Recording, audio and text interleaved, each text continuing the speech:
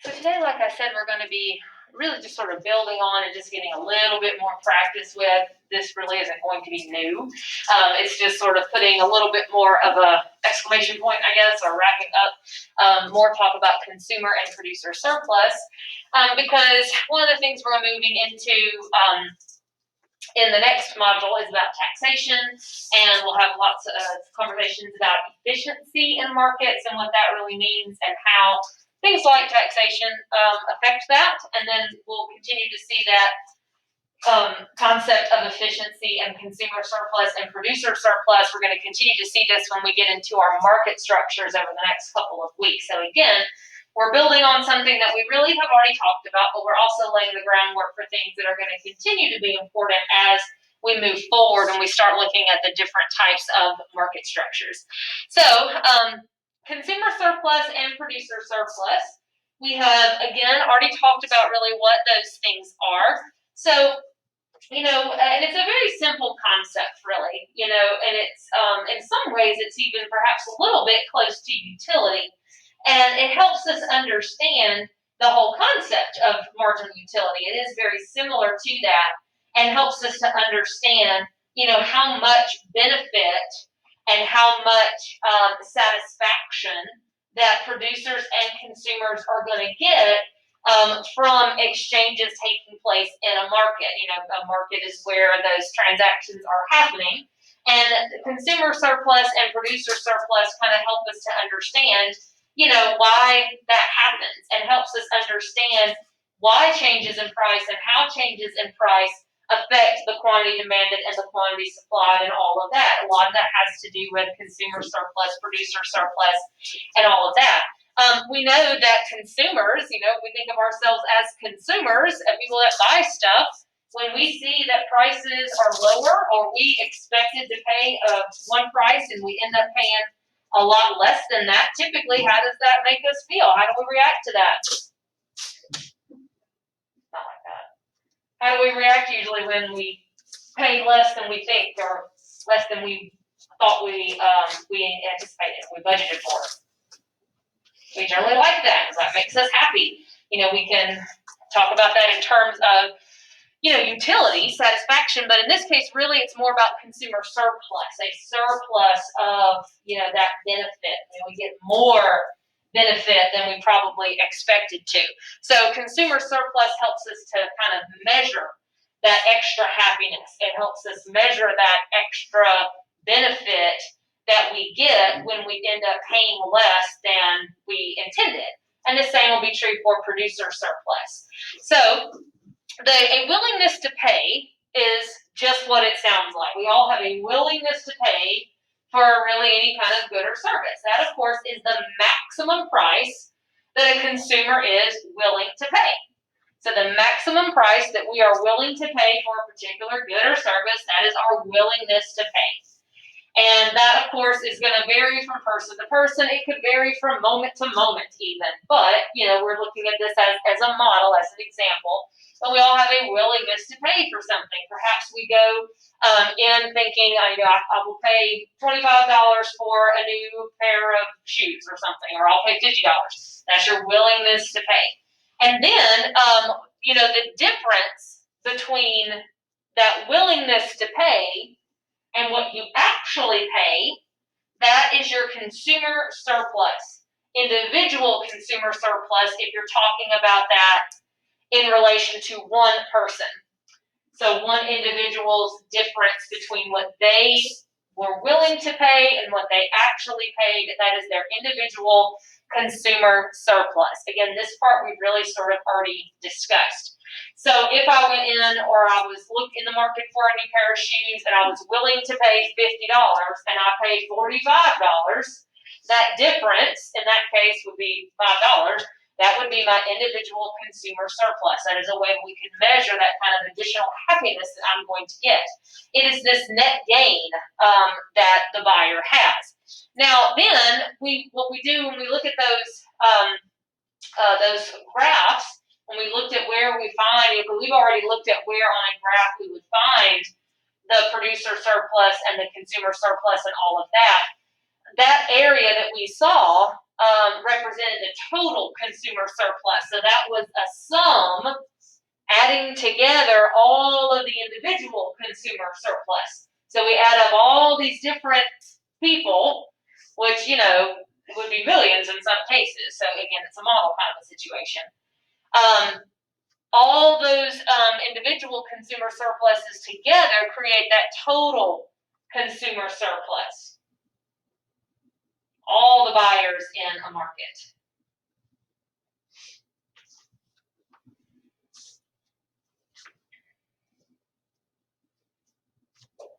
And again, this helps us understand how price changes affect consumers and how they affect producers. And later we will look at it to see how certain market structures might be better for producers or better for consumers by looking at this concept of consumer surplus. So for example, and this one looks a little weird because this is showing individual consumer surpluses and an individual willingness to pay. So this is showing the textbook market. So what we're seeing here is what each of these, here we go, like $59, that's what this person was willing to pay. Brad was willing to pay $45. Claudia was willing to pay $35, Darren $25, and so forth and so on. The price in this case was $30. So all of these individuals, they received some kind of consumer surplus because let's take Brad, for example, here. He was willing to pay $45. Well, he paid $30. What was his consumer surplus then? 15. Okay, we can see that worked out there. And then all of that together, so there's those individual consumer surpluses, but then we add them all together, put all those different pieces together, and that would be the total consumer surplus for the market. Now, these people down here, did they have consumer surplus? No, theirs would be negative or none at all because they won't make the purchase in this particular case because their willingness to pay, this person was $25, at $30, they're not going to buy. So the quantity sold in this case would be 3 at a price of $20. Now, if we lowered that price, so here's all of our consumer surplus. If we lowered the price, what would happen to the total consumer surplus? It would increase, okay, and that makes sense. So when price goes up, the consumer surplus goes down. The size of that triangle, usually it's a triangle. I know that particular diagram showed it kind of weird because it was showing all these individual things. You won't see too many like that, I don't think. But the size of that triangle, this triangle, like this, when price goes up, obviously that triangle shrinks. We can clearly see that. So again, consumer surplus, we know, we've talked about already how that's represented graphically by this area above the price and beneath the demand curve. And that previous graph kind of showed you again what all's going on in here. That's all those different people. Think about some of those, people in the textbook situation. These are all the people that were willing to pay more than, in this case, this is computers, willing to pay more than $1,500 for a computer that are now going to, have that consumer surplus. They got it for less than what they were willing to pay. But if the price went up and this line went up, this 1,500 right here, that of course would make that triangle a lot smaller. Of course, the opposite of that is when price goes down, consumer surplus goes up. If I were to lower my price, the triangle would get bigger. And again, that makes sense. We like lower prices.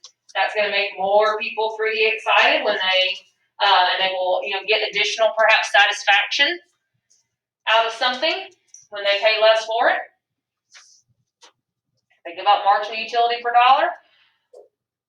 So all that makes perfect sense.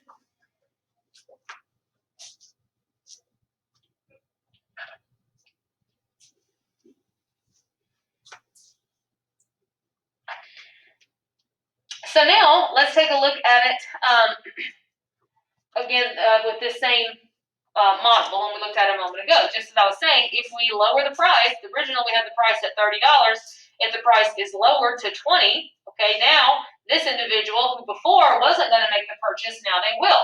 So that increase, we added all of this to the consumer surplus, and it increased the quantity sold. Now there's going to be 4 individuals that will purchase textbooks as opposed to the 3. So that may be information that producers want to know is how many are we going to sell at this particular price. Some of this information could tell them that. Now let's take a look at it from the producer perspective, producer surplus.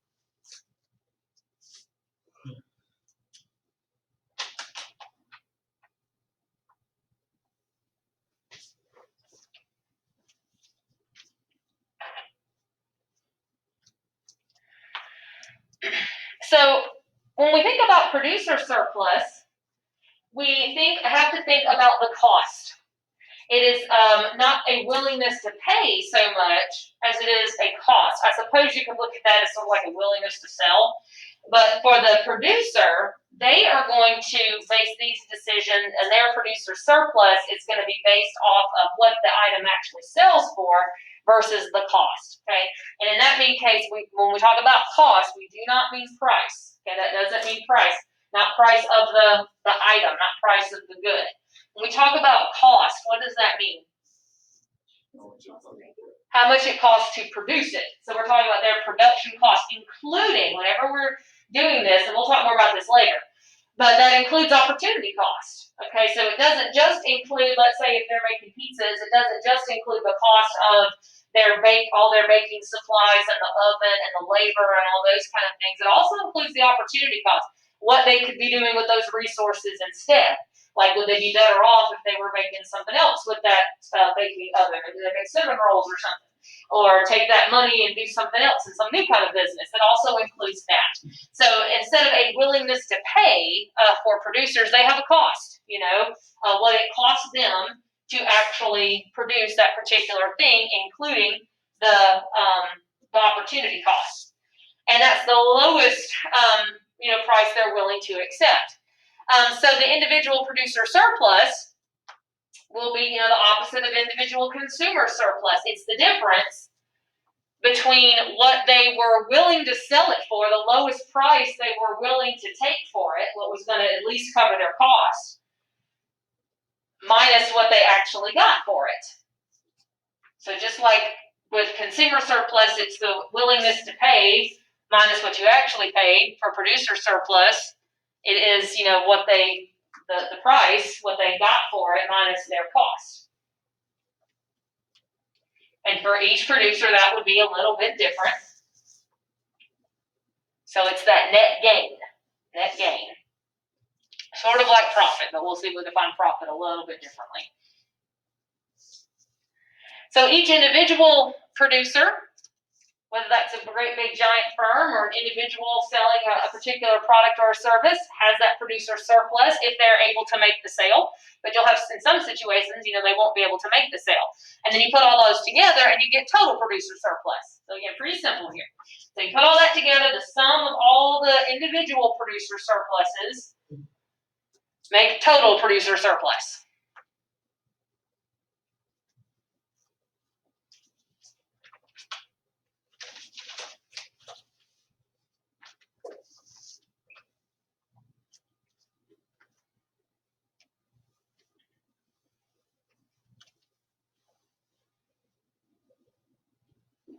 So we put all that together, we get total producer surplus. So here is that same situation, the same graph with the textbook situation, but from the producer side. Okay, so these are the producers of these books, or the sellers of these books. So these are. These are, these represent their ability to sell. Andrew will sell his for $5. Betty will sell hers for $15. That's the lowest price that they're willing to accept. So that basically is their cost. It's going to cover at least their cost. So at a price of $30, we can see that, for this person here, for Carlos, their producer surplus is $5 because they were willing to sell for $25. But this one here, it's much larger, but it's the area of all that, 25. The area of all that represents their producer surplus. Up here, like Donna over here at $35, she's not going to make the sale at 30. So we can tell from this not only what their producer surplus is, but we can see how many are actually going to be sold at that particular price. And in these instances, these are going to be no sale. They're not going to sell for 30 because that wouldn't cover their cost. They're not willing to do that. So producer surplus, just like we said, it is found beneath the price and above the supply curve. So this represents all of these producers that were willing to sell for a price lower than $5, but are able to sell for more than that. And so they have that additional benefit. They have that net gain. So it's this triangle right here. And when price falls, producer surplus falls. So they move in the same direction. or consumer surplus. When price fell, the consumer surplus went up.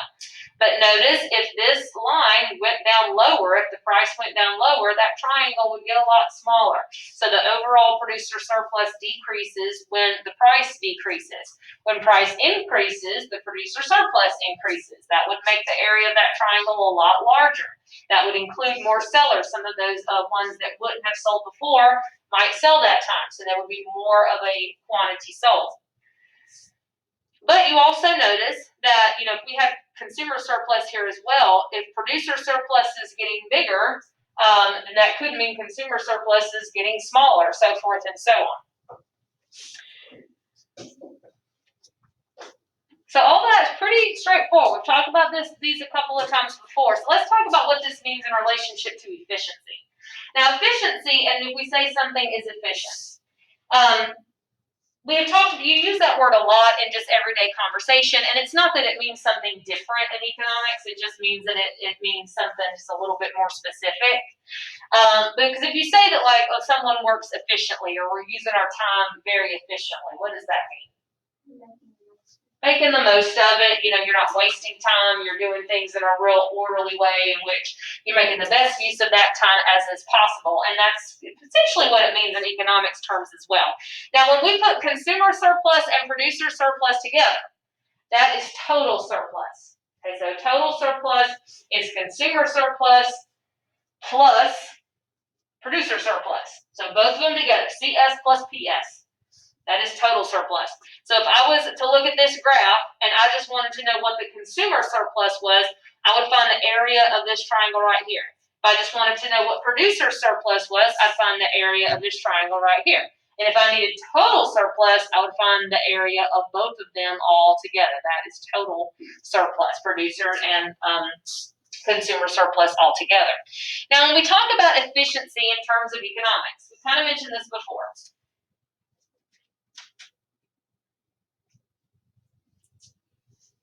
But efficiency means that there are no missed opportunities. There are no missed transactions in this case.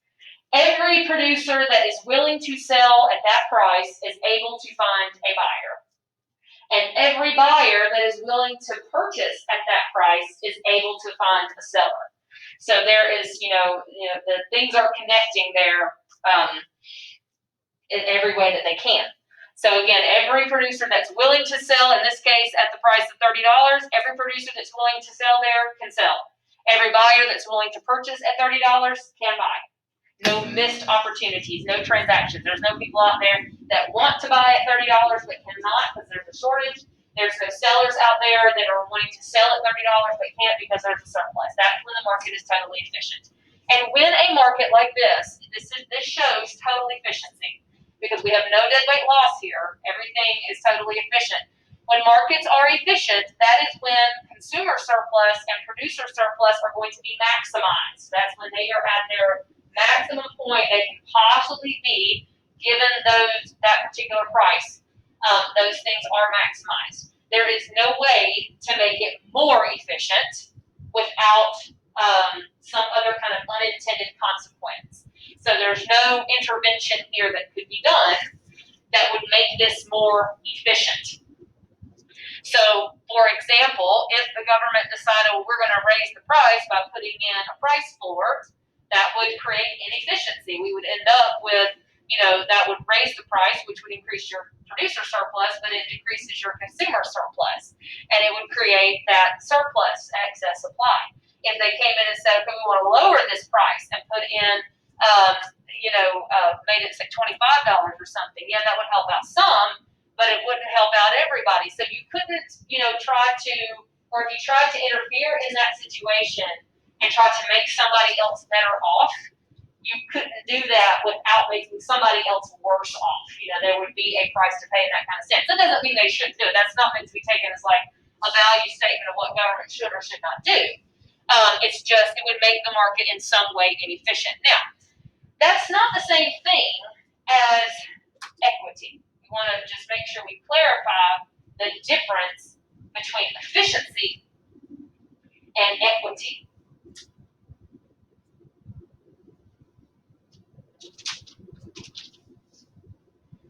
When we talk about equity, making something equitable, what does that mean?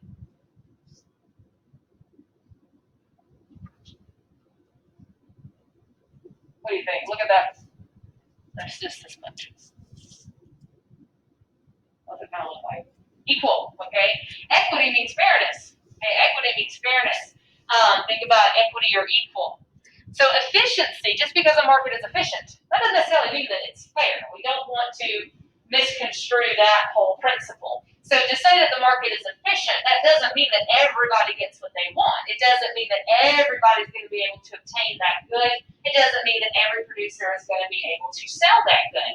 There are people in this particular market that are not going to be able to purchase because they're not willing to pay $30. There are going to be sellers that are not going to be able to sell in this market because they are not willing to sell at $30. That would not cover their costs.